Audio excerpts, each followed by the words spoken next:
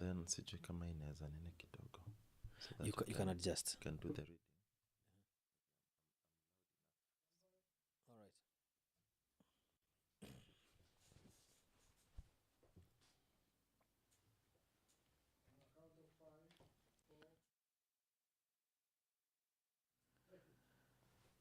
Welcome again to our show, Waheshimiwa, the Imagine Nairobi Show, with me, your host, Senator Steve Miner. And the Imagine Nairobi Show is where we imagine the Nairobi of the future, the ideal Nairobi of the future, and we examine the discrepancies of what it takes, the difference between where we are, the current state, and the future that we imagine for our great city. And on my left today, we have a very great guest. Ni mtu ambaye nimekuwa nikiona everywhere. If you start looking, following if you start following the civic education discourse, you'll not miss him. Ako pale, we've seen him in the Gen Z movement. Tumekuona pale kwa Gen Z movement pale. That is where I first spotted you, na niko like, wow. This guy anabonga vitu ambazo they are very pertinent. Na his name is Mugane Mogo. I call him Honorable Mugane Mogo. Honorable Mugane Mogo. So Mugane Mogo, karibu sana to our show. Tumekuona pale, like I said, Facebook uko pale ndani. Tumekuona ground kule. The first time I saw you ilikuwa pale Nakuru. Then again I saw you in Embu. Kidogo na kuona kule Machakos. Where are you getting these funds from? To tour the entire country. You are touring the entire country. Asante. First of all, who is Mugane Mogo? Who is Mugane Mogo? Yes. Okay. Asante, Senator Steve. Yes. For having me here. Karibu. Mugane Mogo is a civic educator. Yes. I come from Embu County. Embu County, yeah. But I'm a resident of Nairobi. Unafanya nini Nairobi? Mimi ni mwanabiashara hapa Nairobi. Hapa nilisema ya kwamba Nairobi citizens is only for the voters. If you are kama kitambulisho yako iko hapa Nairobi, tafadhali go back to Embu. You're a businessman. You pay taxes in Nairobi. You pay taxes in Nairobi. I pay taxes in Nairobi. You have been saved. By all means. Yes. By all means. I'm in the fashion industry and branding. Yeah. We do branding and, mass production of regalia, attire. We brand shops. Yes. We brand basically. I think it's a testament to ukiangalia view kuangalia hivi na anaona is a testament to your fashion sense. Yes. So a company is called Upmarket Collections. Yes. Thank you. Upmarket Collections, ukiona pale your branches in Nairobi and Embu and anywhere, tafadhali Upmarket Collections. Upmarket Collections. Yes. So asante sana, karibu sana to our show. Thank you. Now I was when we were discussing before the show, tulisema kuna mambo controversial bills ambazo zimekuwa zikipita pale, na you as an activist, not an activist, as an educator. Yes. So I try to separate the educator from the activist, kwa sababu tumerealize they are bad actors within the activism, but educators, but nyinyi ndio mko, you are a beacon of hope in this great war against propaganda, government propaganda. Absolutely. So wewe katika your expert analysis, mambo ya do you think pale mashinani ya kwamba people are getting more educated in civic matters, ama tunajichocha tena kama the Twitter crowd, the way they did many years before? Actually, one of the challenges that I've faced with most people, or most of the citizenry, is that we are facing a lot of illiteracy. Illiteracy in what sense? In the form of, for example, a lot of things that require or that the constitution requires the government to do public sensitization. Yes. There is a shortage of that. For example, when you talk about civic education, civic education and voter education should be a responsibility. It is, not should be actually. It's a responsibility. It is a responsibility, upon the IEBC. Yeah. That should be one of their responsibilities. But then the reason why we are not seeing that happening. We are not seeing the IBC very vocal on voter education and civic education. Is because most of our independent institutions have been weaponized politically. So they are operating as extended arms of the executive. So they have some kind of curtailed freedom to express and dispense their duties. So unasema they are hammers for the one who is in power. Absolutely, yes. So one of the challenges with our people, our show and everybody at home is that these people, it's either two things happen. Yeah. Either they get misinformation. Misinformation very, very prevalent. Or they get no information. And there's misinformation.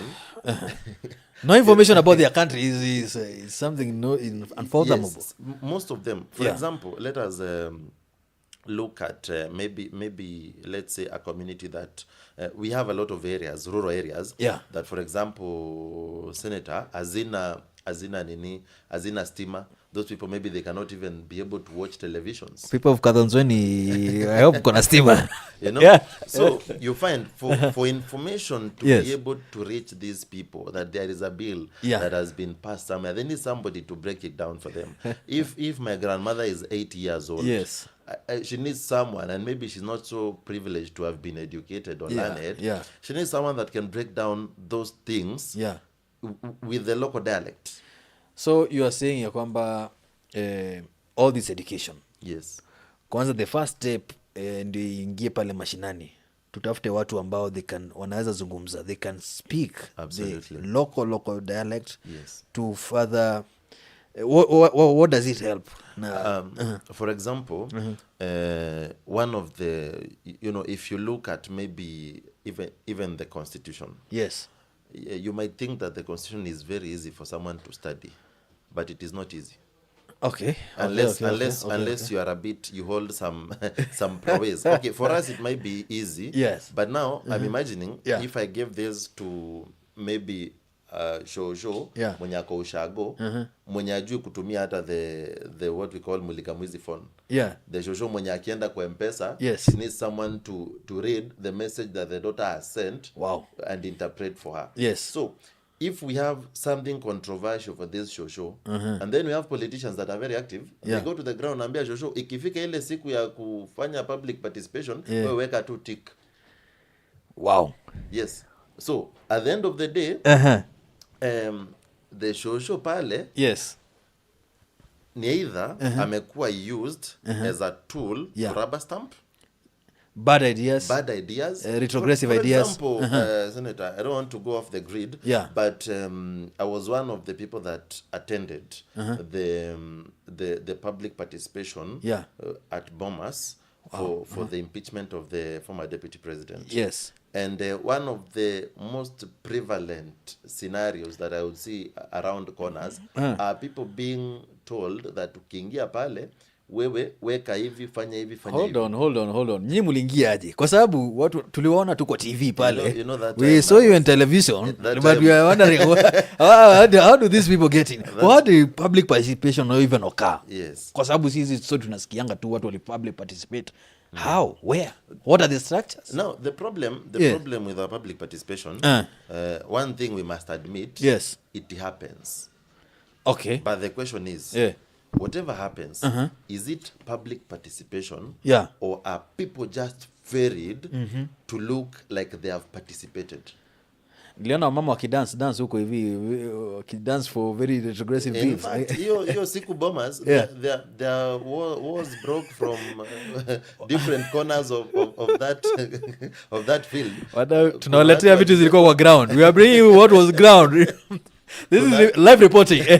Kuna watu waliletwa. After wameletwa, sijui kuna mtu amepatiwa pesa.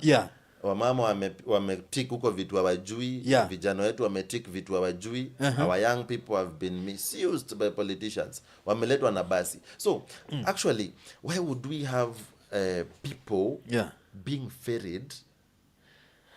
Are you saying that the youth of the nation, umejua umeattack machosho pale hivi, you have attacked the elderly pale, ukisema they are illiterate, their level of illiteracy is higher, Are you saying pia among the youth wamekosa kusoma hii kitu, wanafuatwa tu, wanafuatana tu pale, they are being ferried all over the women?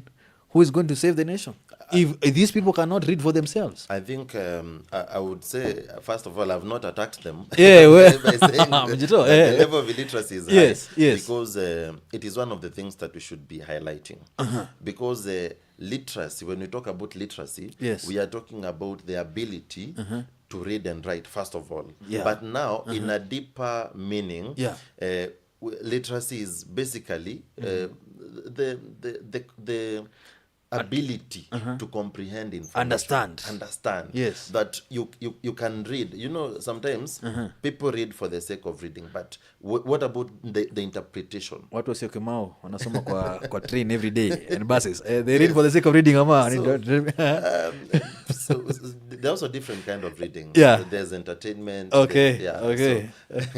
So, but then, so one of the problems is illiteracy. Illiteracy is prevalent to older people mostly. For sure. Because if you look at our education system, uko nyuma, and access to education and access to information, there was a challenge. Yes. And even most of this revolution, technological revolution, imekuja not fairly recently. Yeah, just like maybe 15 years ago. Yes. Or 20 years ago. Yes. So wale watu wa 19 walikuwa in existence huko 1950s, 1960s. They are still voters, by the way. They are still voters, and actually they have been one of the most consistent voting blocks in this nation. Wanasiasa, young politicians, mmesikia hiyo. They are a very consistent voting blocks. Tafadhali muende hapo. They have been a very consistent voting block. So hatuwezi sema ati these old people si watu wa maana, ama in the determining the future of the nation. No. They are very active. They are very active participants, and they take matters very serious. Yes. So if you look at the level of literacy kwa wale watu iko chini kidogo, and they tend to be manipulated easily by our political class.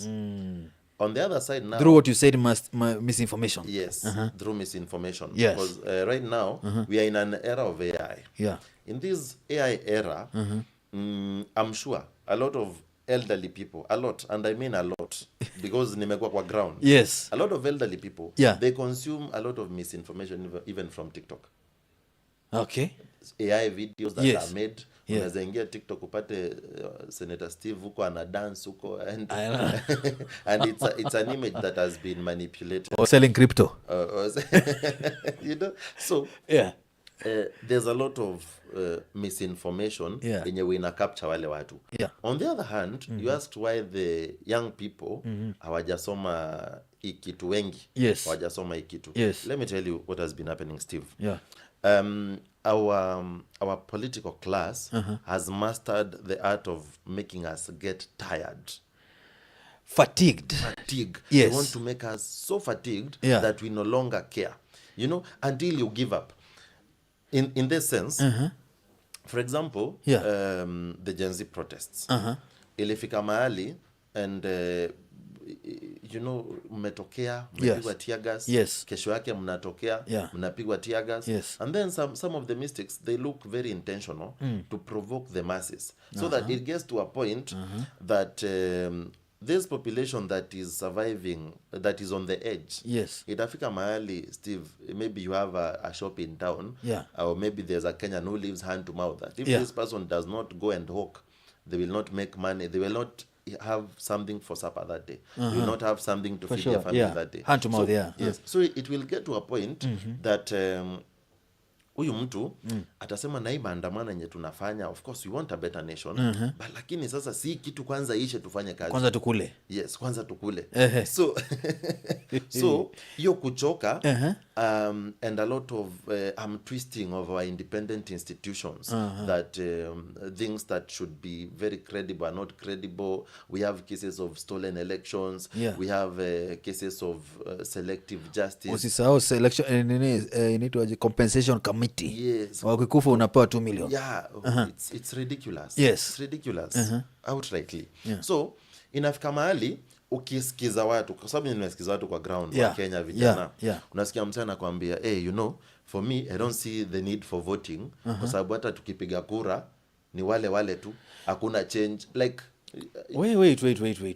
You say that aoni haja kupiga kura. Yes. And they broadcast this. I saw a small clip about they are broadcasting this openly on air and national media. Isn't that one way of desensitizing and making people fatigued? Ya kwamba they have powerless. Yes. And they cannot take action for. Yes. And you are saying the same sentiments ziko pale ground. Ziko ground. And now where civic education now comes in is that you need now to sit these people down and not even explain to them, but explain to them step by step how bad governance affects them, how it is a cause of our problems right now, and how our generations are likely to be facing even deeper problems, or to be in a deeper hole economic than the one crisis that we are in right now. For example, in a country that has about 5% unemployment rate, 5% unemployment rate, but then every week we have handouts. Every week we have people using a budget of more like 10 hospitals, flying around with private choppers jets, and new choppers, convoys, kuna MP 48 car convoys alinunua nini chopper and mshahara ya MP haifiki hata kisay for the next 20 years hawezi nunua ndege. So there's a lot of looting that is caused by the poor governance that we have, and then the money that is looted is used to bribe voters, and then the same money that is looted is used to make sure that these people that have looted, they sabotage institutions. For example, uliona mambo ya SHA, kuna hospitali zilikuwa zinalipwa mingi sana hearts, there were hearts zinalipwa 7 million. Kuna nimesikia hata ilikuwa inakata watu mguu, wanarudi mguu inamea so like you hear a hospital saying that it did an amputation for 4 times on the same patient. How is that possible? How is that possible? It's possible in Kenya. Magicians. So wow. So kwa ground watu inafika mahali watu wanachoka because they have been anticipating for this change for a very long time, and then the cost for change is very expensive. Change requires you to, ile kuna maandamano, if that is the only way we can achieve change, it requires you to sacrifice that the right to picket and demonstrate. Yes. Actually it's a right. So hiyo siku the problem with our police officers again is that I think they have not been taught how to handle empowered people. Is it the officers alone, ama pia the entire government they are afraid of empowered people? Because I'm asking now, but now you see we shouldn't be talking about the government. First of all, police, it was a force. Okay. Right now it's not a force. What do you mean it was a force? Right now it's not a force. Hii maneno bana, explain to us, waheshimiwa wenzangu pale nyumbani. Like kitambo silikuwa police force, wakaibadilisha, wakairestructure because now they want it to be, want these people to be closer to the people. It was rebranded. Now, the only problem that we have, first of all, the police should be independent. Yes, they should not be twisted by the executive. Yes. Of course, kuna CIC, lakini in terms of how they dispense their duties, it should be from a very neutral point of view. You say that because coming back to a service, it's not a force. It's a service, coming back to our bills, the NIS, na KDF, there is information that they have been co-opted to work on this cybercrime bill ya kwamba wanaweza kushika, wanaweza amka hiyo kushika. How important is the independence of this institution in the running of affairs of the country? Again, I think the problem with our democracy is that it is infiltrated by goons. and people disregard the constitution in a very like reckless way, I would say, in a ile ya kujipiga kifua. Yes. You know? So what these individuals do, they have captured our independent institutions because let me take you back to the famous Maraga ruling. Yes. The then president, the former president, said that we shall revisit. Yes. And so these should be two different arms of the government. Yeah. That is the judiciary. Yes. And then the executive. Yeah. Now, let us look at how allocations, in terms of budgetary allocations, are done in Kenya. The executive has a lot of say, or it has a lot of power in determining politically now. Yeah. Okay, by law it doesn't, and that's the unfortunate thing. Here, whatever we have here, it's a very beautiful constitution and one of the most progressive constitutions in Africa and in the world. Yeah. But then what we have on the ground is you kama ushaona ile meme ya what you order versus what you get. Expectation versus reality. Expectation versus reality. So very different things. Yes. So our constitution is very beautiful, very beautiful provisions, kila kitu, and it is very self-explanatory, and you know, it is self-resolving. That is maybe a jargon that I would use. I'm not a law student, yes, or a wakili. You should.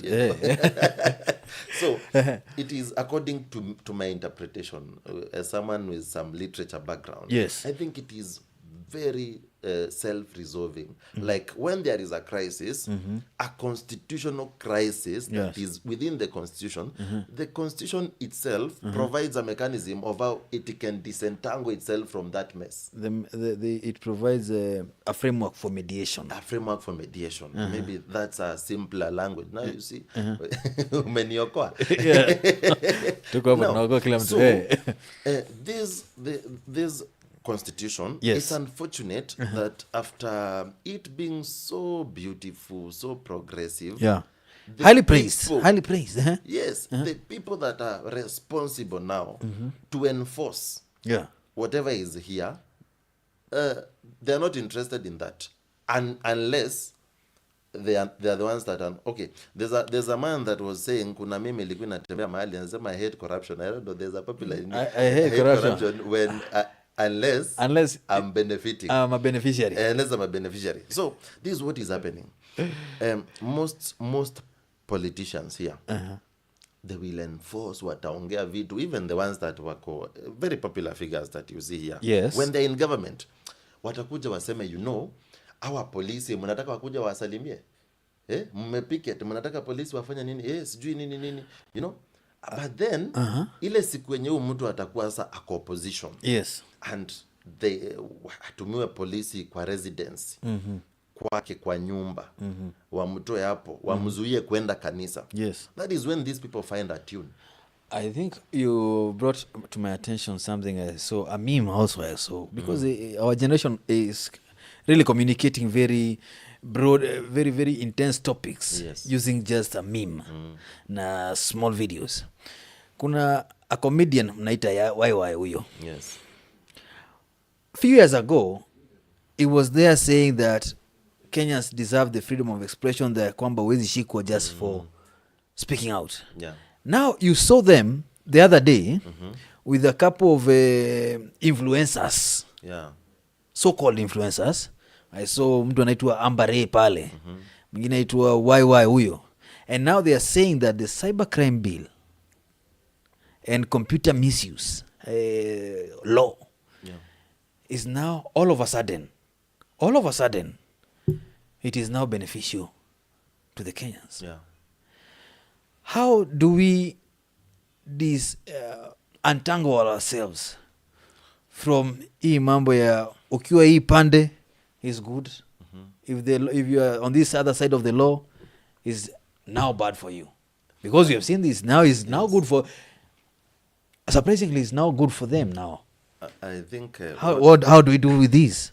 What I can say first of all, democracy itself by definition is a dictatorship by the majority. Dictatorship by the majority. Yes.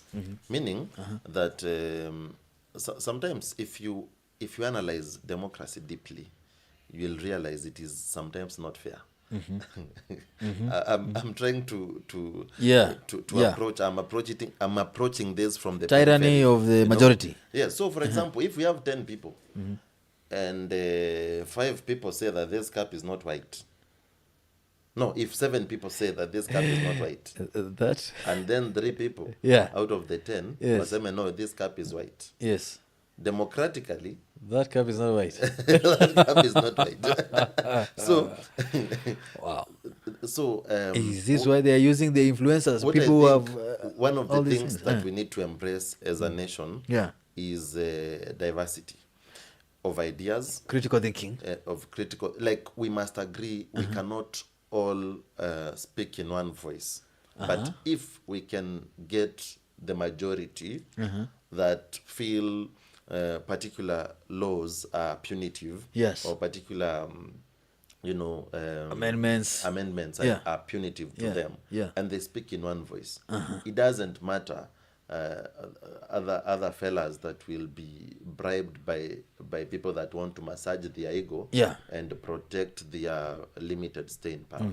So I'd say everybody is entitled to their own opinion. So kama kuna watu wana feel hiyo bill iko sawa, hiyo ni shauri yao, but the truth is we know, and there's a time that Orengo once said that wale watu wenye wako kwa hiyo serikali wataumia kuliko wenye wako nje. A while ago, kitambo kidogo, and they say that the governments eat their own children. So one of the things that we must accept, let people express themselves. Wengine wana hustle, ndugu yangu. Now, I know wana hustle, but look at this. I'm going to refer to ex-characters and people on the ground ambao wamekuwa disenfranchised or persecuted just for speaking their mind. Tuende kwa ule anaitwa Kibet Bull, aka Yoko Ndegwa. Kuna mwingine was abducted by the state, anaitwa Billy Mwangi. I think he's from your hometown of Embu. Utoke hapo, kuna all these other people, Albert Ojwang, the late Albert Ojwang. Computer misuse bill. Does it now give the power to the government to continue persecuting the people for just expressing themselves? The government has been having the power illegally. So I think they're just looking for a legal decoy. The one you said, Yakwamba, they're using laws to make constitution, to make the constitution, even illegal parts of the constitution to feel constitutional. The unfortunate thing is, for example, when we talk about the cybercrime, najua ni mzuri tukue we be a bit factual. Yes. So that we can look at the freedom of the media. That is Article 34. Yes, Article 34. Yes. So Article 34. Hapa lazima tusome katiba. Kama uko nyumbani, mheshimiwa mwenzangu, tafadhali fungua katiba yako katika Article 34. Article 34. Sura ya, I think that is Article 34 2A. Chapter 4 of the Constitution, Chapter 4, Article 34. Yes, if you're at home, please fungua hapo. We have to be factual here. Yes. So that is in the Bill of Rights. Yes, Bill of Rights. That is Chapter 4. Yes. Now, Article 34 2A. Article 34 2A inasema namna gani? The state shall not exercise control over or interfere with any person engaged in broadcasting, the production or circulation of any publication or the dissemination of information. Pole bana, lazima understand. The law, the state shall not interfere. Yes. So actually the first thing, shall not interfere. Yes. With interfere. Any person engaged in broadcasting. Kama kelele digital. Yes. Broadcasting. Like what you wonderful people are doing here. Yes. In broadcasting, the government shall not interfere. Yes. The production or circulation of any publication or the dissemination of information by any medium or that is now 2B or penalize. Remember, the title there is the state shall not. So the state shall not penalize any person for any opinion. 20 million inatoka wapi?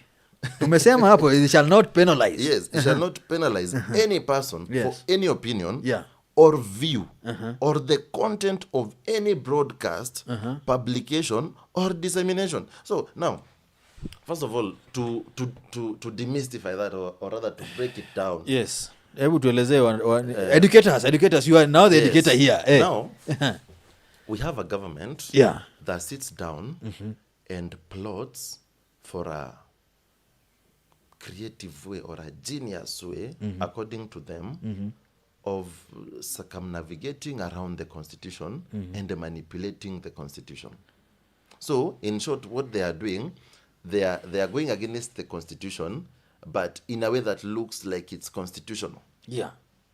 Because already, okay, it is okay. People will argue that any constitution it can be amended, can evolve, be evolved, you know, and all that. But then whatever I see is not evolution.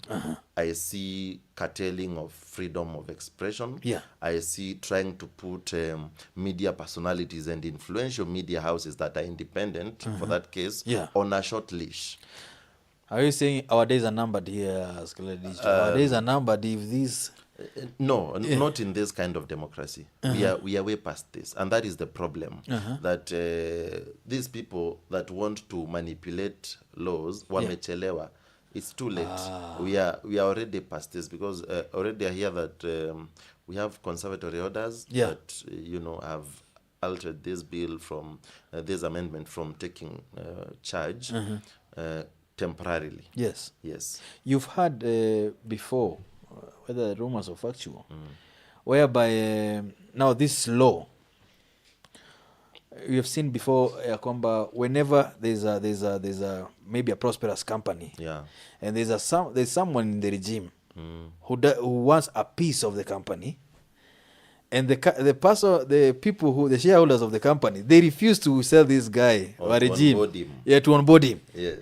This bad actor uses his influence to make sure that the crashes through laws to crash this operator here, maybe an independent company, so that his company can now his new company can now flourish. And actually, it's they craft the downfall of that company, and we've seen a lot of raids, even from. Okay, I'm not. I might not. I can't support substandard products. Yes. But for example, we have KEBS. We have KEBS. What is the responsibility of KEBS? To make sure that whatever is in our shelves is standard.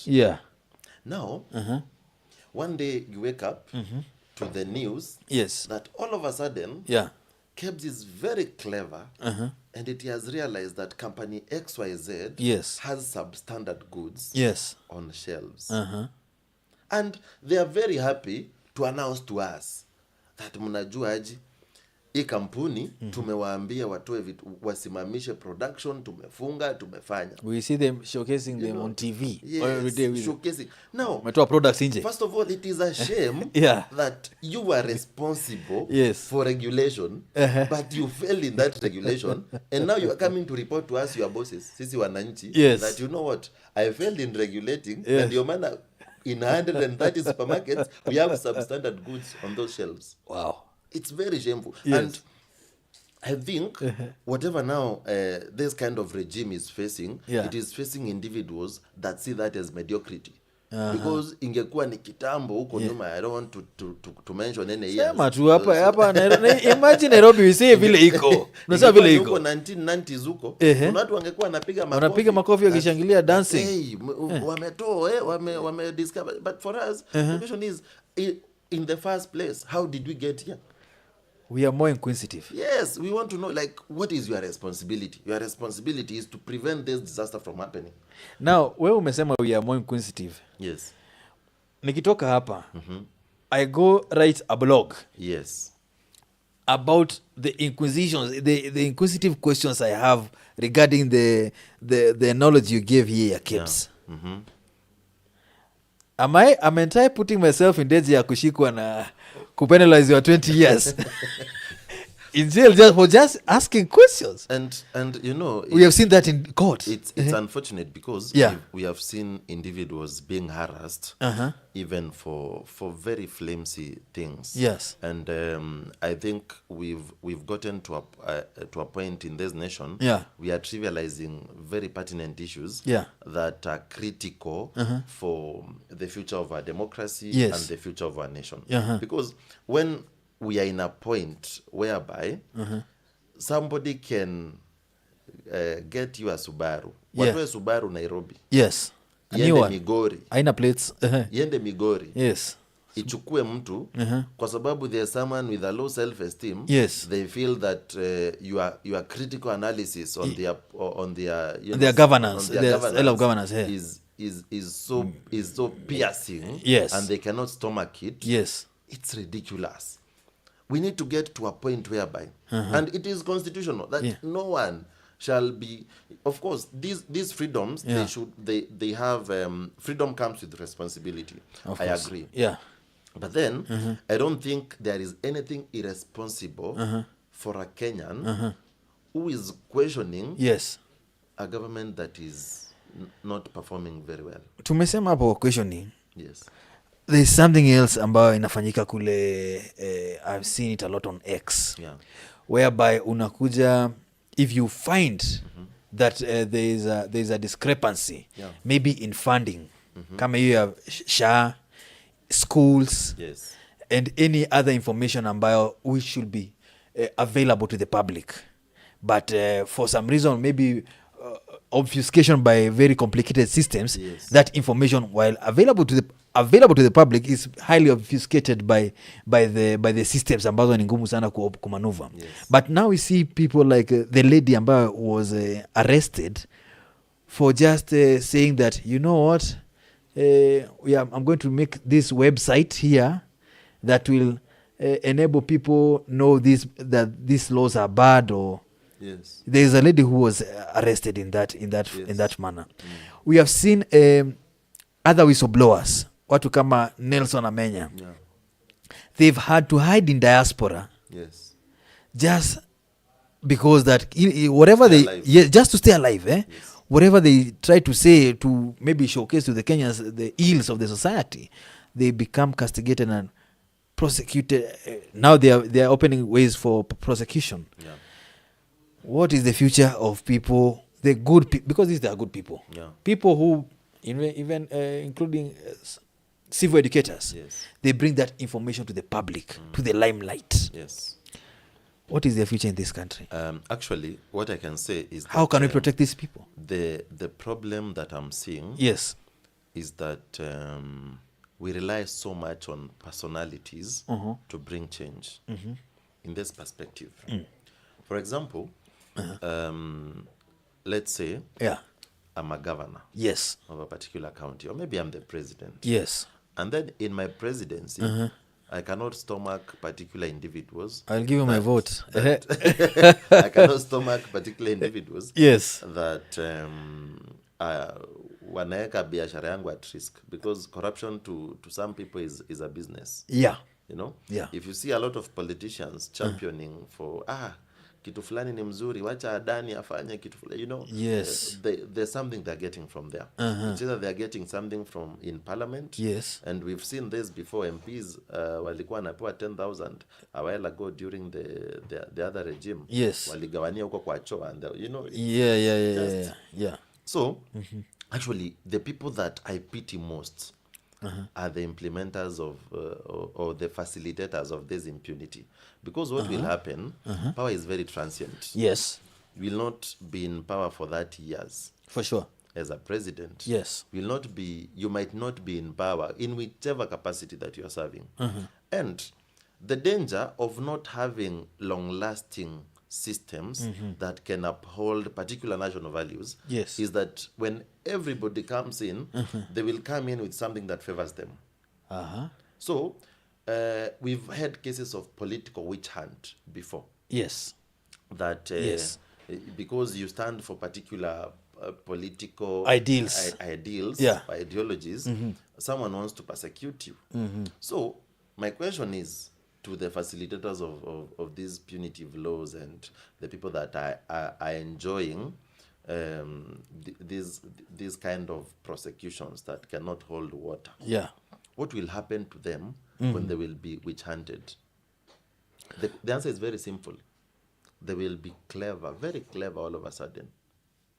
And they will come back to tell us, Sasa, we should know your rights. So no one is safe. Haven't we seen that with who is this lady? Oroba? Yes, Gloria. Yes. Yeah. While she was in power, she was singing praises. Actually, there are videos that were circulating on Buju Buju. The friendship was, it was something else. And now that is exactly what happens with this government. Yes. So what for me I usually advocate for? I advocate for systems of governance that can outlive individuals. Systems of governance that can outlive individuals. Yes, good systems for that matter. Good systems of governance that cannot live individuals. For example, we remember Mishuki for the safety, safety. Na uniforms za Makanga. Yeah. That law is not enforced vizuri kabisa because the problem is the bearer of that vision, alienda. And if you look at our the power transitions. Yes. From presidency to presidency. Very few presidents in this nation have continued the legacy of the previous president. I have to bring this to your attention. The independence of projects and infrastructure development. You're saying that we should make sure that these developments are independent from the vision bearer. Yes, because though it is hard to separate them from the vision bearer, because here in Kenya, according to our democracy, the presidency is very powerful. The presidency has a lot of powers. A lot. And let us even not talk about national projects. Let us talk about county projects. For example, in Embu, the previous regime started a governance residence. And the taxpayer financed that project with a lot of money. It's a multi-million project. Was there public participation? Again, public participation in Kenya is it is for formality. Did we bother to check whether there was someone who was arrested, a blogger who was arrested for just pointing out that this is an absurdity? Yes, there's someone that was in very hot heat when they went around the country measuring people. Walikuwa kwa tabu sana. Because we don't want transparency. Yes. So if there is a project that has been allocated or financed with about 350 million. Yes. And then all of a sudden we do it halfway, because that is how these people are stealing from us in a way that they consider smart. So we start a road. Or we start at and actually, Steve, before I forget, before I even go so far in these details, we need to start prosecuting people for starting projects that are financed with the taxpayers' money, and they end up, for example, the BRT. Andika hiyo. We need to start prosecuting people who have not completed this project. Yes, you cannot come utuambie you are bringing a bus rapid transit or whatever. BRT. Yes. You mark the roads. You mark the Thika road. You've used money. And then you make sure that the allocation has been released. Sasa imeachiliwa yote. That sasa tushajenga hata shades, the sitting areas for passengers. The only thing that is remaining ni basi. Na simiti, wakati ulikuwa nafanyia quotation, simiti ilikuwa 300. Actually, I'll check there. And actually, that project is within your vicinity. I think you should unafaa uangalie kwa macho ndani. That BRT. Okay. Because that's a cash cow. So this is the same thing that has been happening. In Embu, you start a governor residence, yes, governor's residence, inafika halfway, yeah, but the allocation and the expenditure that is indicated is that a project, all the money has been released. yeah. But then what we do, if the project was costing 300 million, we do it halfway at a cost of 150 million. Yes. Kwa sababu mwananchi afuatilii sana, Yes. we pocket the 150 to buy voters. Wow. Yeah. Actually, the motivation for our politicians to go to higher seats, yes, is not service. What is it? A fatter meat. For example, you have someone that is an MCA right now. You are an MCA, maybe you've not done so much for the people. But then after you steal a few funds here and there, yes, you now want to go maybe to MP. Not because you've served as well, or not because you are very passionate about service. It's because when you go up, there's a bigger cake, and that is why you will rarely see, unless the political career is at the verge of collapsing. Yes, you will never see someone that has been an MP aspiring to be a senator. Wow. Yes. Kwa sababu unajua hapo MP ndio pesa iko. MP ndio pesa iko. I want to make a public service announcement to the residents of Nairobi right now. Ya kwamba ukitoka nje uone barabara ijajengwa vizuri. Ukitoka nje uone unapanga laini foleni kutoka hapa mpaka Kariakoo ya hospitali, yes, just to get paracetamol. Ambazo utaambiwa they are not available, enda kwa pharmacy pale nje, ambayo they own. Ukitoka nje upate shule za watoto wako. These schools are not equipped with enough desks, hazina choo. The basic latrines, yes, they don't have washrooms. They don't have water. Na they don't have enough books. Tafadhali huyo mtu kimrudisha kwa hiyo seat, makosa ni yako. Makosa ni yako. Hatutakurumia hapa kwa hisho. We shall tell you whatever it is. Absolutely. So you are saying, hiyo ilikuwa kuambia what they must hear. Very important. So you are saying ya kwamba there is a huge ploy. Yes. There is a ploy ya kwamba there are very many ghost unfinished projects. Yes. Ballooning costs of money. The quotations ambao walipatiana 5 years ago, bei ya chuma imepanda. Yes. Inflation is there. Yes. Cost of production. You are saying your message today ni kwamba we prosecute these people. Prosecute these people. And what I'm feeling in terms of wait. What are the channels that sisi kama watu wa cybercrime, yes, bloggers, researchers, watu wa podcasts, they should take to bring these projects to light? The only channel that I'd say initially uliniuliza how this civic education is possible tumekuwa tukizunguka aje. And I wonder, yeah. One of the ways that I've realized, yeah, is one of the things that I've realized, is that Kenyans are very generous people. Makofi ya Kenyans pale nyumbani. Yes. Very generous people. Kenyans are very generous people. Tafadhali support our channel bana with a subscribe or something. Support it. So far as ile kitu ambayo unafanya. Yes. Wakenya wanaona it's selfless. Number one. This is very selfless show. Yes. Number two, it's advocating for the public good. Our show advocates for the public good. Yes. The public welfare. Public welfare is advocated here at Imagine NAIROBI. Yes. So, support us. Kenyans will support you, definitely. And in the platforms that I've been using, yeah, I've been doing a lot of actually radio shows in my local language. Wow, you lead by example. Ulisema tuingie kwa local dialect. Yes. Because I don't see why I need to go to your show. Yes. I don't see why I need to go to that person in the village. Yeah. Mwenye alifika class 2. Kuna wengine ambao tunaongelesha hapa kwa kizungu. Yeah. Wanashika mzuri. the Gen Zs, yes, watashika, millennials wenye wamesoma na wengine wote ambao wamesoma, yeah, regardless of their age. Yes. But we don't want to leave anyone behind. Leave no man behind. No man or woman behind. Person. Yes. Behind. In this journey of information dissemination. For one reason. Yes.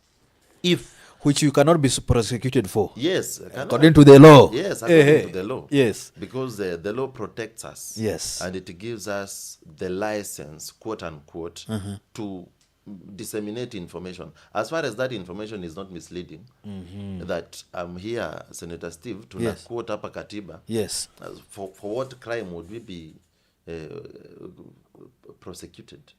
For sure. You know, there are no basis. Yes. So, one of the areas that we've been failing is that, you know, nature does not like a vacuum.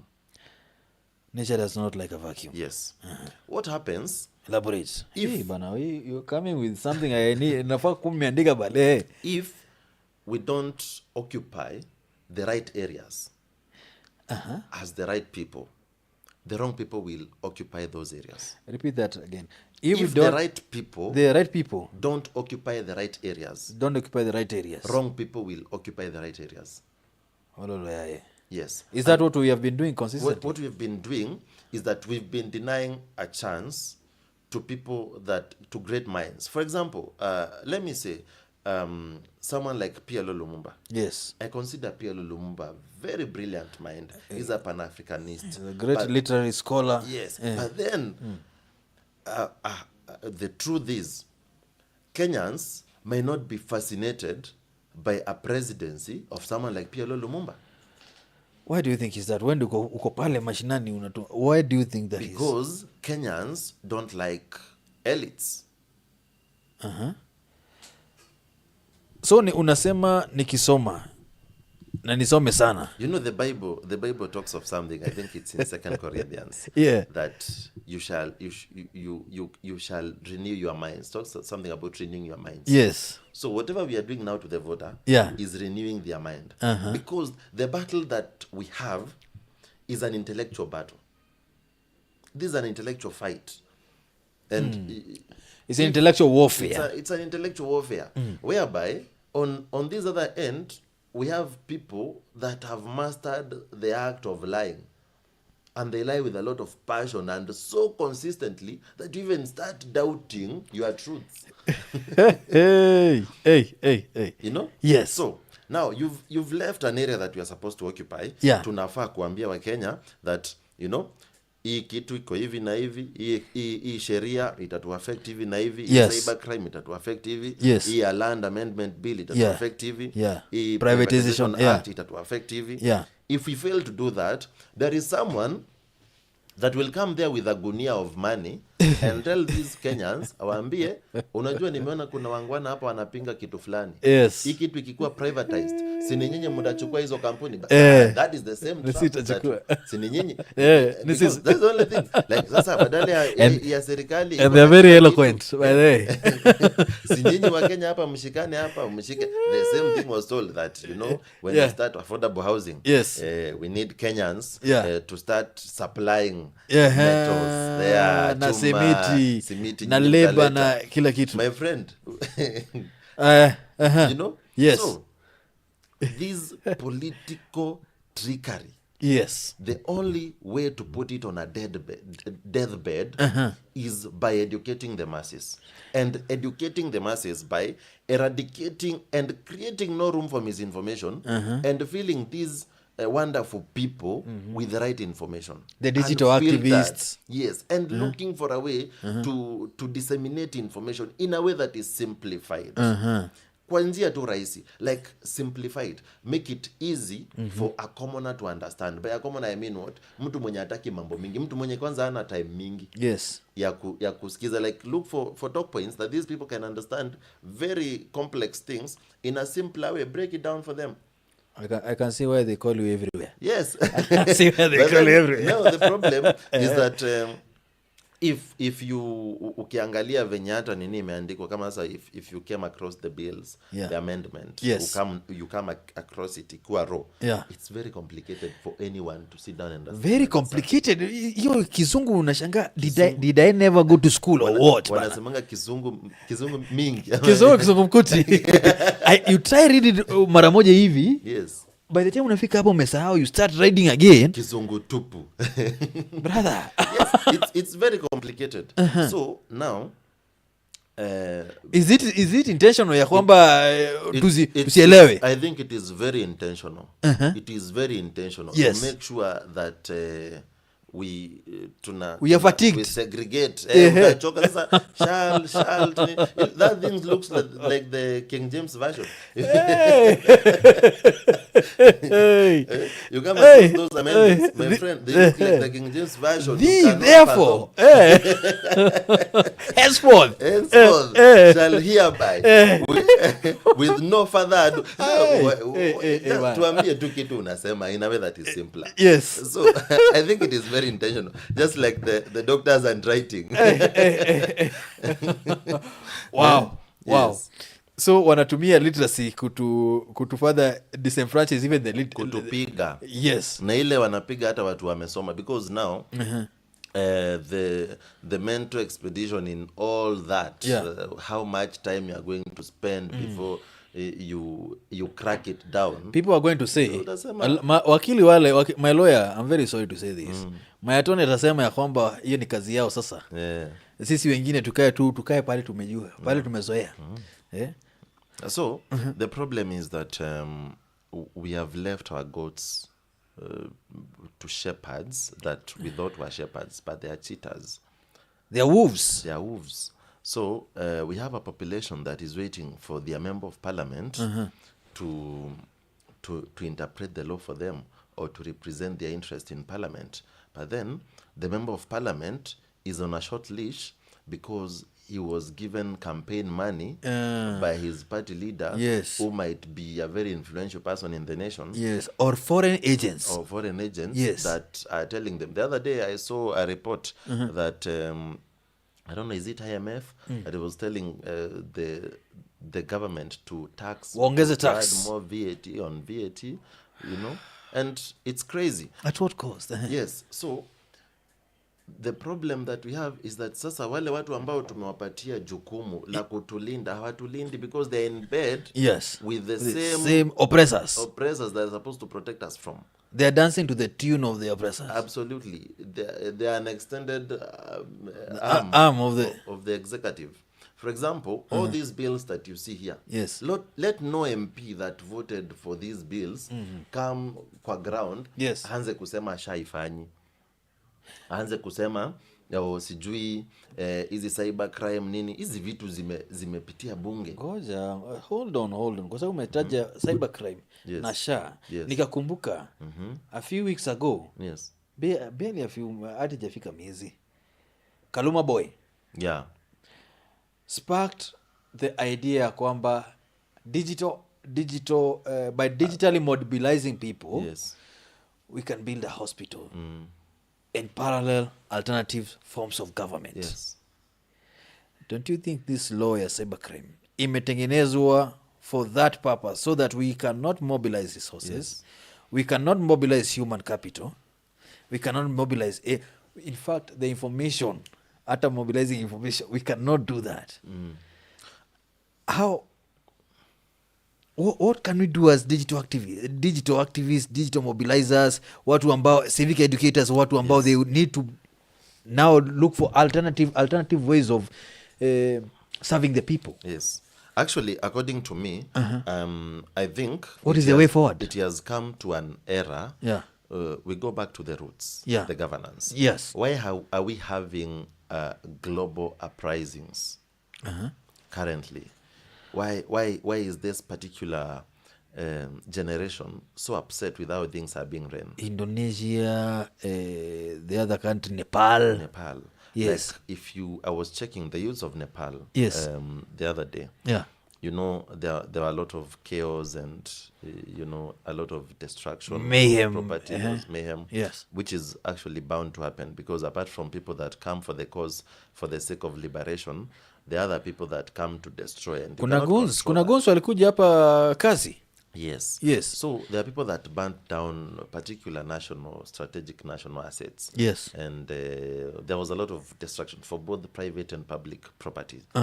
So the most touching thing about those people is that I saw them repainting roads. Wow. Sweeping the debris of whatever destruction had occurred. Yes.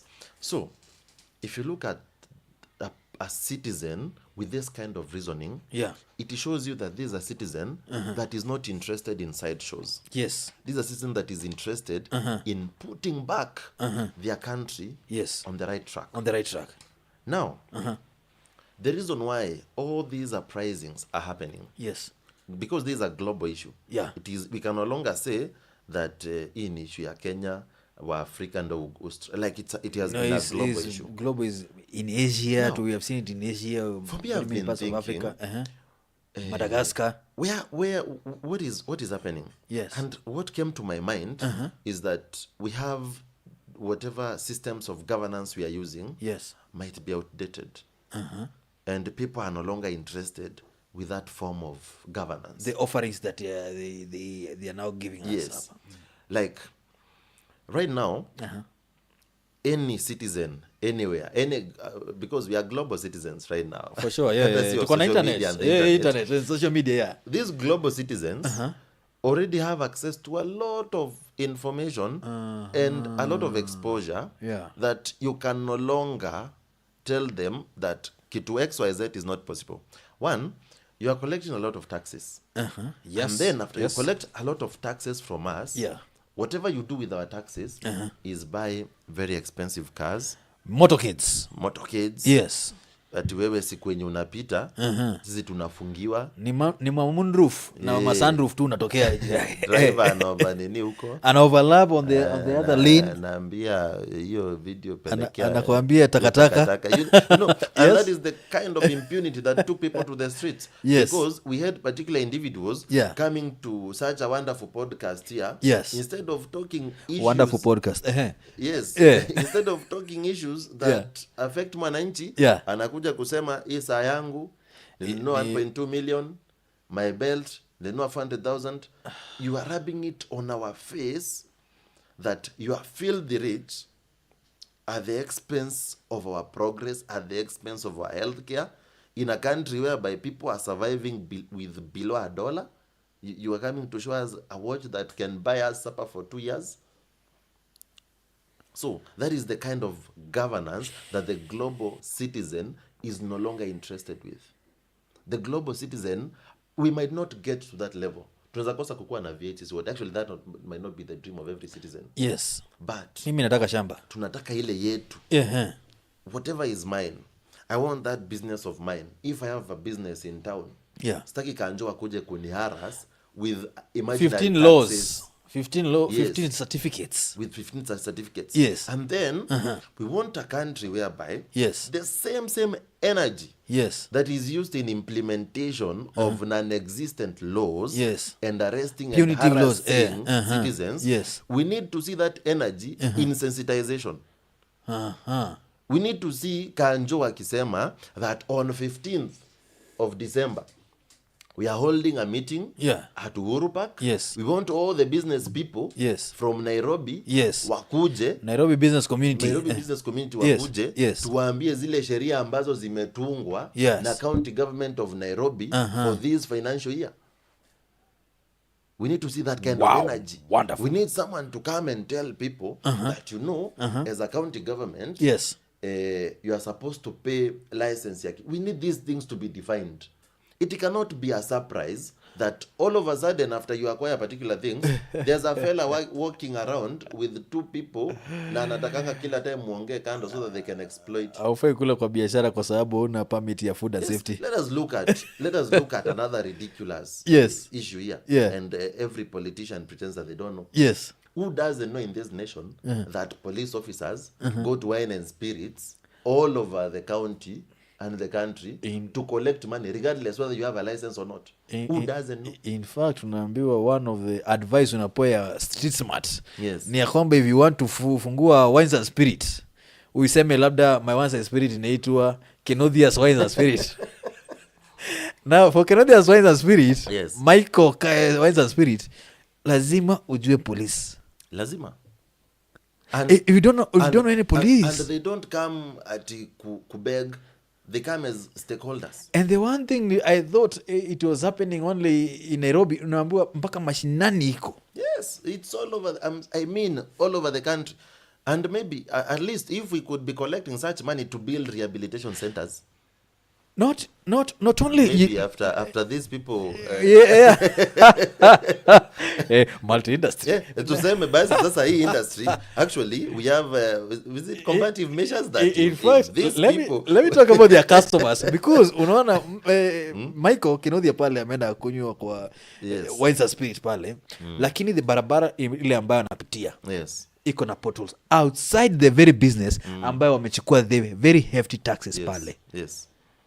So how do we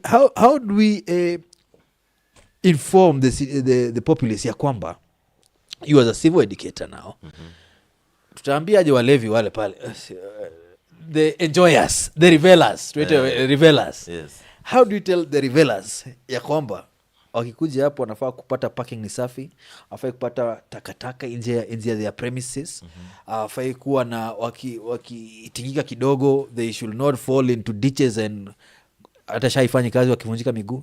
So how do we educate these people without getting prosecuted and by the cybercrime bill? I think one of the problems that we are facing is that corruption is an ecosystem. Define for us what you just said. Corruption in Kenya is an ecosystem that in an ecosystem is whereby different organisms can thrive. Depend on each other. When they depend on each other, that is symbiosis. I guess the symbiotic relationship is. I'm sorry to my biology teacher. I'm very sorry. I don't remember. I also didn't perform very well, but yes, it should be out there. Maybe we're illiterate. Yeah. So I think in this ecosystem is whereby we have different organisms, but they, maybe they depend on each other or one side the other. So in Kenya, corruption has become an ecosystem. Interdependency. It's the interdependency that I don't have good, sina insurance. Yes. Yeah. Insurance ni 30,000 maybe comprehensive ama ni 4% of whatever. Lakini sina insurance. Yes. Lakini kuna police officer who is ready kufunga macho. Yes. Ni risk maisha hawa 33 passengers wenye wako kwa minibus, but I give him 100 bob. Wow. Yes. Lakini now here the passengers are neither victims nor participants. They don't know. Hawajui kama gari ina insurance. They are marginalized by not knowing. Yes. Yeah. So if we would have a country that whereby corruption is not so entrenched and mediocrity is not so entrenched in us or in the system, yes, we would have a situation where ukipata matatu imejaa unashuka. That is what I do actually. Wow. If I'm using public transport, yes, nipata imejaa, ati sijui jishikilia hapa kuna mtu anashuka hapa mbele. Wacha mimi ningoje next. I think unasema Wakenya wakuwe na maringo kidogo na maringo kidogo. Yes, wajipende. Tujipende kidogo. Nairobi citizens, tafadhali tujipende. This is the best city, by the way. This is a gateway to East and Central Africa.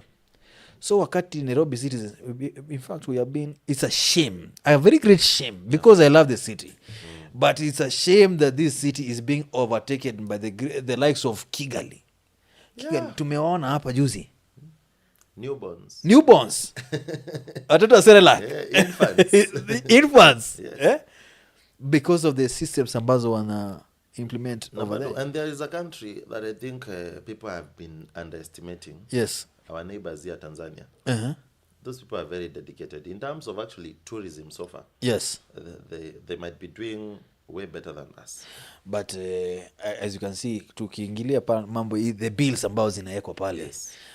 There's a time a guy anavanga purple alikuwa amesema ya kwamba they need to build skyscrapers in Nairobi, Nairobi National Park. Yeah, I remember. Yeah. And he was saying that having such a prime land in the city, occupied by, of course, he didn't say that, but I'm imagining in his head it was like occupied by animals. Yeah. Is very retrogressive, according to him. Yes. Yet, we are one of the countries that have a national park. In fact, the only city ambayo iko na national park within the capital. The only in the world. Yes. Eh? Prime in the world. Yes. Who else can drive all this? Hey. There's a book that I read in literature. Yes. It was called How Much Land Does a Man Need? How much land does... Give us the numbers. It was from Tolstoy, someone. Yeah. Leo Tolstoy, the Russian guy. He's a Russian writer. Yes. You know, so this guy, he was giving a situation or an analogy of this farmer that was very greedy. He had that kuna mtu anapeana shamba according to how many steps you can walk in that particular land. That if you can walk from here and walk for 30 kilometers and come back before sunset, whatever ground you will have covered, you own that land up to that, up to that point. Yes. And oh, interesting. This fella, if you're not a marathon runner, you're disenfranchised. So this fella, he realizes that I have joined this race. Wakamba, hello, long distance traders. Long distance traders. So this fella realizes that I have joined this race a bit late. Yes. And I need to walk faster so that I can cover more ground and own more land. Yes. And as you said, he starts realizing, apart from walking, he can run. He starts running. Yes. So he realizes as he's running, he's also running out of time. Oh. Yeah. So he ran himself into the ground, literally. So the guy is anakimbia. Yes. So ana realize now this time muda kidogo inanipiga kisogo hapa and I may not be able to go back to the starting point. Yes. So let me run back, wacha niongeze speed kidogo. And the guy makes it, fortunately. He makes it back to the finishing line. Yes. And he's congratulated. He's yes. like, hey, mali umefika. So make a bacon or whatever. Maybe there's a mark that you're supposed to put. Amesogesha bacon. Yes, the writer left us to that imagination. Now, he comes back. Yes. And he can own that land to that extent. Mpaka mahali alifika. Yeah. But then the unfortunate thing is that out of the fatigue, he collapses and dies. Karash. So, gone forever. When Leo Tolstoy was talking about how much land does a man need, he literally meant the 4x6. The grave. That at the end of it all, and death should not be a demotivation for people not to accrue wealth. Yes. But wealth should not be the only motivation for being in power. People process. Sometimes I ask myself, yes, if we would strip the financial benefits of leadership from leaders, would we have as many volunteers, quote unquote, fronting themselves to occupy particular seats? But then the question is, who would strip off the benefits? I think I've thought about that kidogo. Na like you said, wanapata mshahara ya MP ni 500,000 or something. Yes, and a dental allowance of 100,000. And very many allowances na sitting ama sleeping allowance. Sleeping allowance kwa bunge. Yes, optical allowance. Yes, it's about 150,000. Jesus. And kubai miwani. Yes, and that is per expenditure. Like you should not, go beyond that limit. Yes. And they have the mileage cover that recently they complained that the compensation plan is a bit not fair. Ndio maana wana overtake on the wrong side of the law. Wakajiongeza actually. Yes. Yes. So those are the people that we are expecting would say that leaders are getting too much money that, actually, we have a lecturer strike. that has been going on for the last, I think, 38 months. days. It's 38 days. Yes. So that is a month and something. Yes. And some universities, if some have not closed yet, I'm not sure. They're on the verge. They are on the verge of suspending the semester. Yes. Which means that parents have used resources on their children. Investment. That have huge investment. There's a student that is paying rent. Yes. Lakini wako tu around the universities in the peripheries wanangoja lecturers warudi. Yes. And these young people are very idle. And when young people are very idle with a lot of energy, there's lack of jobs kwa sababu hakuna industrialization in Nairobi. So they're very idle. Whatever they have, they are partying a lot. They cannot go for internships. Yes. They are at the verge of now the parent being told next year ongeza pesa kidogo, semester imeongezewa. Yes. Because if we suspend the semester at this point, yeah, it means that from January we would need an extension. Yes. to complement for what we've lost. Yes. Now, this is the problem. An issue like a lecturer strike is an issue to the government. They need only 7 billion. They don't need 7 billion. But Kenya loses 2 billion a day, according to those money. You see, when we needed a system for SHA, for 104 billion. 104 billion to get a software. To get a software. Yes. That money, we need to release it very fast because there are few beneficiaries. Yes. There are few beneficiaries. Yes. Kuna watu kidogo hapo, they are getting 10%, 5%. But when we have to pay lecturers, they probably build that software in India. Empower a generation. Empower multi-generations. And then this generation comes back to say that this kind of leadership, we don't want it. Tuna 7 billion, bwana. Lakini wakona 7 billion. Wakona 104 billion. That one, we release it very fast. Like, tunakula hapo. Sasa hii ya lecturers hii sasa, tuliona walimu waliitwa pale State House wakapewa kitu yao. Yes. Are they planning pia walete maybe is in the constitution ya walete the lecturers pia wawape kitu, but the lecturers have proved to be very smart. This is the problem with the lecturers. And actually hata walimu. Yes. Walimu kwenda State House mimi sidhani ni shida. Yes. The problem is not going to State House. Yes. Hata kupewa kitu si shida. Unapewa nini? Si shida, watu wapewe. Si kuna mtu si ulisikia kuna container iko hapo na nini? Kuna cash. Kufungua tu na hesabu. Yes. Napewa. Yeah. So the only problem is unawapea kwa nini? That is the question. Yes. Because if it's a token of appreciation, why not look for long term? It is tokenism, and that is the problem we are facing. Teachers, the NAT and KUPPET, actually, Sai, I think one of the most vibrant unions, powerful unions, Sai, yes, ni KUPPET na hizo NAT sai. Yes. Why? Yeah. Because I've seen a lot of Gen Zs have fronted themselves to hold county seats, hizo za Kiambu region, za NAT and KUPPET. Yes. Wow, congratulations to those Gen Zs. Yes. I've seen one of my classmates. There's a lady that I saw, one of my classmates. Anaitwa naye tumwambie tupige campaign hapa. Yes, she's called Makena Moreithi. Makena Moreithi for whatever position she's vying for. All the best. Yes, I think she Gen Z, got the position. I don't know. Yes. I'll follow up with her. But yes, I've listened to her conversations. Yeah. On different platforms. Yes. And she's a brilliant mind. Yes. So these young people, when you occupy these spaces, tunajua hapo mbele kutakuwa na shida, because it will not be easy to twist these institutions anymore. In fact, they say that the more we elect individuals, new individuals to these positions, the legacy cartels wanaenda their power ikiendelea kupua less. Because actually, if a tree is not bearing fruits, sometimes the problem can be the root. Yes.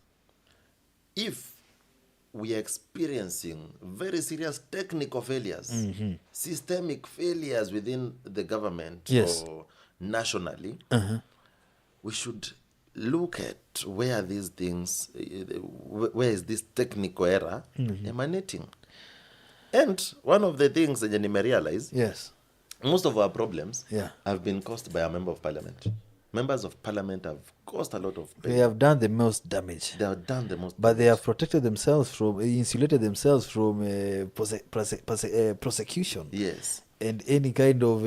Actually, the hardest person to recall or impeach is an MP. And that brings us to literacy, ambayo pia inaongezea pale ya Privatization Act. Oh yes. Ambayo Kenya Literacy, inaitwa Literature Bureau. Kenya? KLB. Yes. Iya textbook.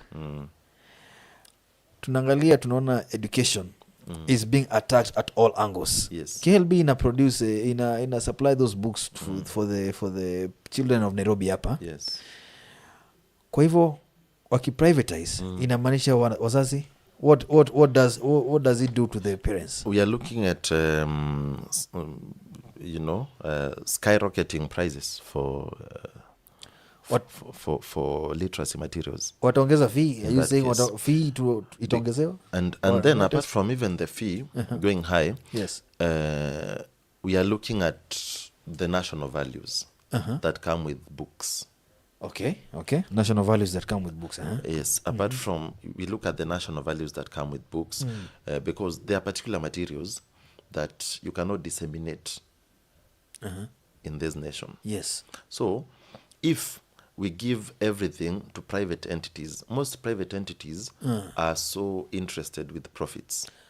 Profits, yeah? Yes. Yeah. So we might have very entertaining books that have no impact in terms of what you call the lifelong learning. Yeah, long life learning. Long life learning. Yeah, it's long life learning. Long life, milk. We need something that, we need to protect we need to protect strategic assets, especially assets that are responsible for national values. Yes. So if we privatize things like KLB, yes, we are putting even our curriculum at risk. And also nilikuwa naona UON. Yes. UON. The university. The University of Nairobi. University of Nairobi. Kuna pahali ilikuwa imekuwa listed by the Privatization Commission. Yes. To be privatized. They have attacked our lecturers. Yeah. They have attacked mtoto wa Nairobi pale mashinani through the privatization of KLB, Kenya Literature Bureau. Yes, Kenya Literature Bureau. Is that the model that they are trying to push for our education systems? These bills, the privatizations? I usually call it intentional sabotage. Intentional sabotage. Yes. Yes. Sometimes sabotage might come from external forces. Okay. But when sabotage comes from the same people that are supposed to be uplifting our institutions, they're supposed to be looking at why our public universities have a lot of debt. Yes.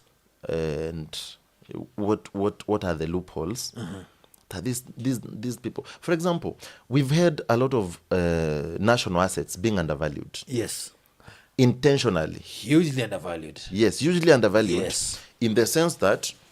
Including land. Yes. If Senator Steve Maina wants to buy Kenya Pipeline, the best way to sell it ni kufanya kwanza, kitu ya kwanza tunasema now hii Kenya Pipeline imekuwa ikimake losses.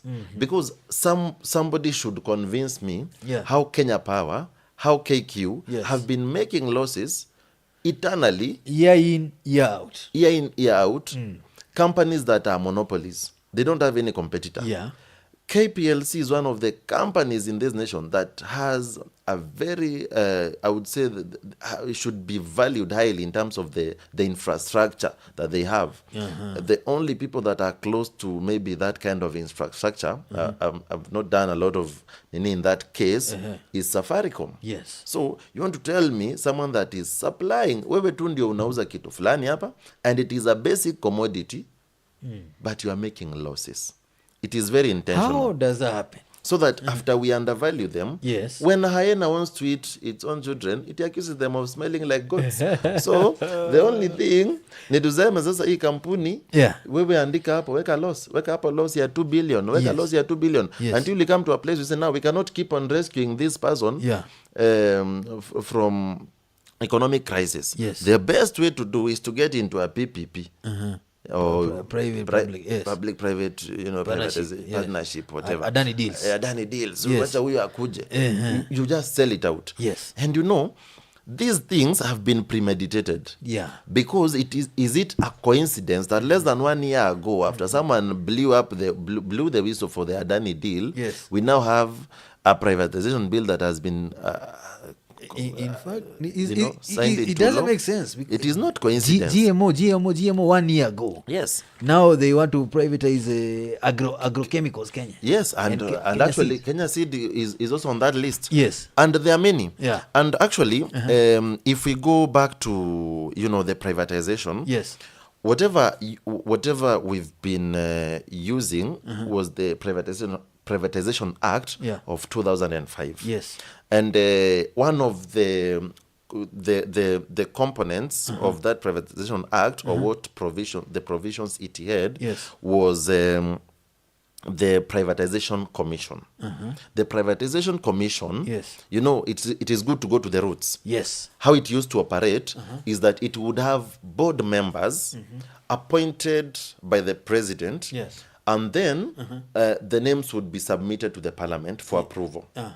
After the parliament approves these members, what these members were tasked with, these members of this commission, is to identify companies that should be privatized and collect data as to why these companies should be privatized.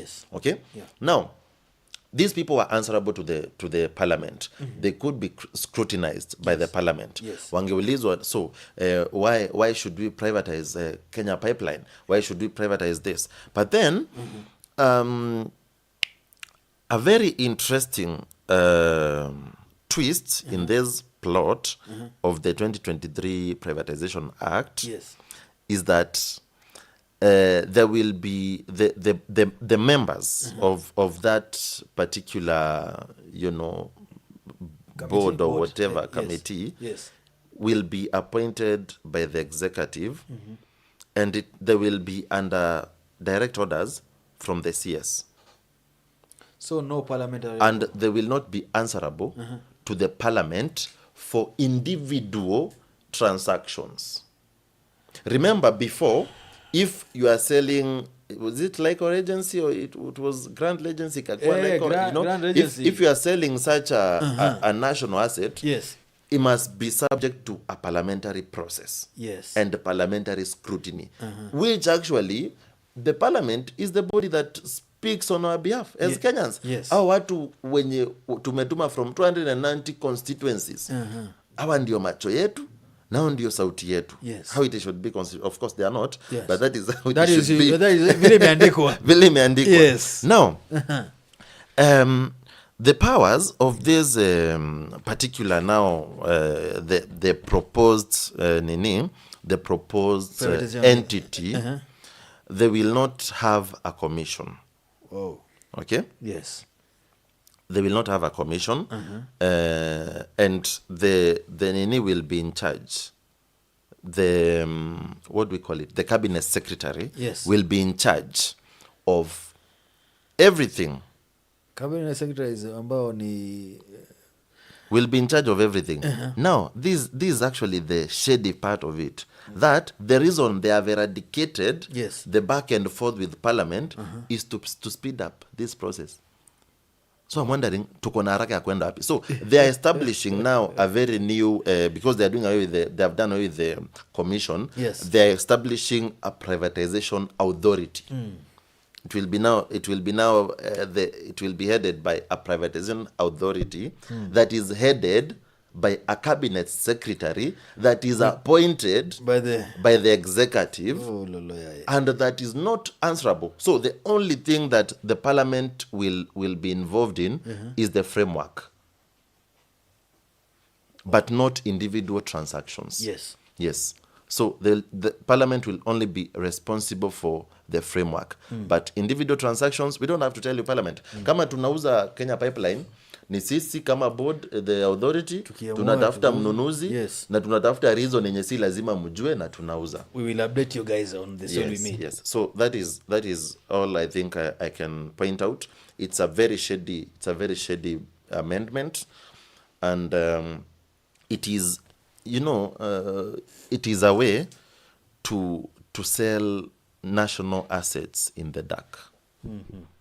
It is a way to capture the mwananchi in poverty. Because what we are looking at is that these public corporations have been built with blood and sweat from the taxpayers' money. For generations and generations. We've built things for generations. Yes. And I don't see a failure that is so huge and cannot be fixed for these things to go back and work. Like, we just need to fine-tune a few things.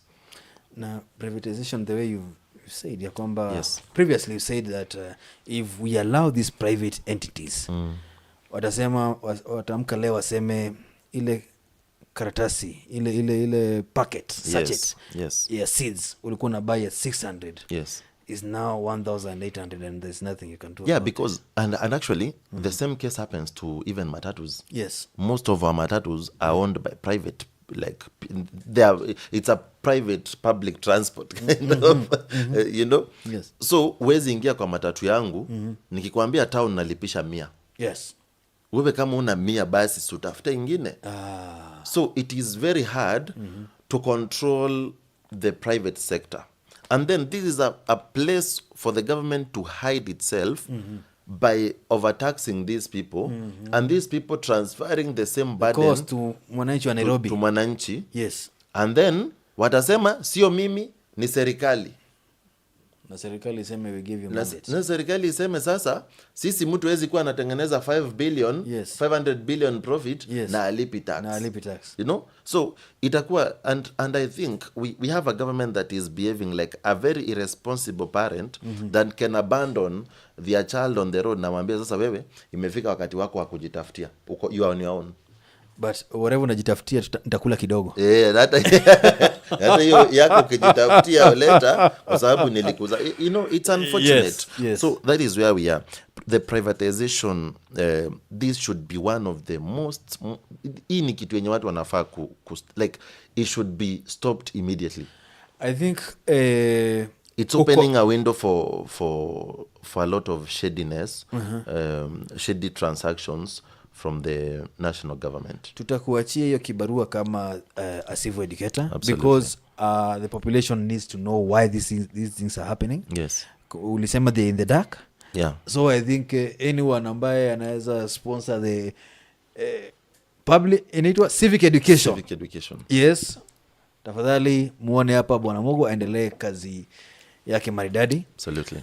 So Bwana Mogo, we want the last take, the parting shot. Yes, there is a lot more to cover. Hatuwezi maliza this show with you, especially wisdom is flowing up hapa. I need to go back and revise hizi vitu tumeongea hapa. So angalia kamera yako na ambia msikilizaji na mtazamaji wa Imagine Nairobi show. Yes. What you think maybe ile ilikuwa umepanga ya kusema hii ya mwisho utasema nini? Absolutely. Yes. Look at this one. The producer anasema ni camera. Yes. Sawa. Yes. Now, first of all, let me thank the entire production for Imagine Nairobi. Kelele Digital, oye. Kelele Digital. Yes. Asanteni sana for having such a wonderful platform whereby we can speak our minds. Yes. And speak our minds freely. Asante sana, Senator Steve, for having me here. Yes. And for, shaping the narrative and bringing out, a wonderful conversation as the one that we've had. Yeah. The good thing when you speak in such a platform, it is unlimited. Yes. Yes, we said we are global citizens. Yes. So I imagine that this wonderful broadcast is reaching a lot of global citizens. A lot. That can understand also the global language, which is English. Yes. And other speakers of the Swahili language for the East Africa. Patriotism, the language of patriotism. The language of patriotism. Yes. So asante sana. Yeah. So my final words to the listener, to kwa mtu ambaye ana watch, and to the entire citizenry. Yeah. My message has been very consistent in terms of, if we are going back to electing leaders, we must go back to meritocracy. If we are going back to saving our country, to getting our country back on track, we must leave retrogressive politics. We must run away from anybody that comes with the politics of tokenism. We must run away from wave politics, that mimi ni wa chama fulani, huku mpige suti. We must go back to vetting individuals. If you have an MCA that wants an upgrade from MCA to MP, first of all, have the scorecard for the MCA seat. If you have someone that is vying for a particular seat and they have not been in power previously, look at what vision they are bringing on the ground. Look at what vision they are selling to you. Wasikuje kukuzia siasa ya ukabila, siasa ya chama, because as a matter of fact, we are now sure that mtu wetu ni wetu tu on paper, lakini kwa ground ikifika, kama bei ya unga Embu ni 300, Kisumu ni 300, cost ni 300. So mtu wetu cannot save us. So we must make our political decisions with a lot of wisdom. Let us vote wisely. And the most important thing to my fellow young people, let us register as voters. That is the only tool we can use to rewrite our political history. Asante sana. Na naomba producer weke makofi hapo kwa sababu this is awesome. This was awesome. Naona kwa nini you are hell-bent on kutetea walimu, because you are a great civic educator. Absolutely. And I'm a teacher by profession. And you're a teacher by profession. Hey, bana. Yes. Asante sana mtazamaji wa Imagine Nairobi Show. I've been your host, Senator Steve Minor. This show will only be found exclusively on Kelele Digital. And before we go, kuna yule ameenjoy sana our show na the teachings of civic educator Mugane Mogo. Please, Mugane Mogo, where can these people find you? Vile nilikupata, watakupata wapi? All right. On Facebook, my name is, the username is Honorable Mugane Mugo. Honorable Mugane Mogo? Yes. On TikTok, Honorable Mugane Mugo. On IG, Honorable Mugane Mugo. Yes. On X, Mugane Mugo. How do you support Mugane Mugo? For the civic education, but your mambo yingine sasa hiyo because hii support inakuja kwa njia tofauti. Yes. Because support is not just monetary. Yeah. There are people that offer resources that can facilitate you. There are people that like the books offers, can help us get materials. Yes. So that tukienda village tunapelekea watu vitu fulani. Yes. So on those socials they can reach privately. Then kutoka hapo tutasemezana. Asante sana. This was awesome. Karibu tena to our show. Thank you, Steve. I know that people have really enjoyed this. Was quite an experience. I've learned a lot personally. Absolutely. And I hope mtazamaji pale nyumbani pia ameweza kujifunza mengi. Please don't forget to like, share and subscribe to Kelele Digital, and make sure that more people are literate. Yes. And they know the message ambayo Mugane Mugo is here to give to us. Asanteni sana. See you next time.